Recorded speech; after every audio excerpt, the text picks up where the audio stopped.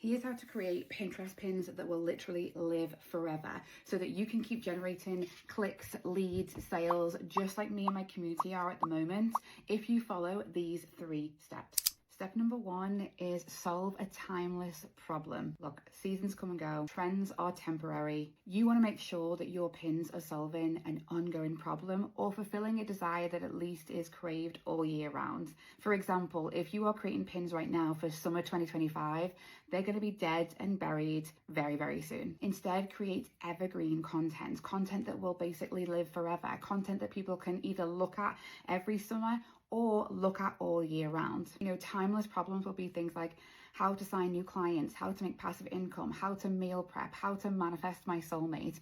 They're all timeless problems. It doesn't matter what day or month or year it is, those problems or desires will need solving or fulfilling. That doesn't mean that you can't have certain trends or certain seasons, but I'd still make them evergreen. For example, I have Black Friday pins that go viral every single Black Friday every year on Pinterest because I haven't made them specific to the year. Step 2, such an important one that people don't take seriously enough, and this is optimize your pins with keywords. When I say this will change your life, I'm not exaggerating. This changed my life. Learning keywords changed my life. I recently hit 6 figures in my business, and when people ask what was the biggest step that you took to make that happen, I always say, well, 2 things really. Deleting Instagram so that I can go all in on keyword friendly platforms. Because Pinterest, very similar to other platforms like TikTok, YouTube, Google, they're all search engines now. And if you're not using keywords, that means the platform doesn't know what your content is about and who to show it to. And more importantly, it means that you're not going to show up in searches. People are using Pinterest to search for things. If you have the right keywords in the right places, Pinterest will show your content at the top of those searches. And the reason we love Pinterest is because it bases it on relevance, not necessarily freshest or popularity, but relevance, meaning that your pin could be 4 years old, like many of mine are, and still show up in the top of searches. Equally, it could be 3 months old and show up in the top of searches because it's basing it on what that person has typed in and how relevant your content is to their search query. And if you're like, how do I find out my keywords? How do I know what people are searching for on Pinterest or on Google or even on TikTok? You definitely want to go and sign up for my 3-week sprint that I'm starting very, very soon. It's a live program with me where I'm teaching you everything that you need to know about getting started and getting set up using keywords in your content across multiple different search-friendly platforms, including Pinterest, TikTok, Google, and YouTube.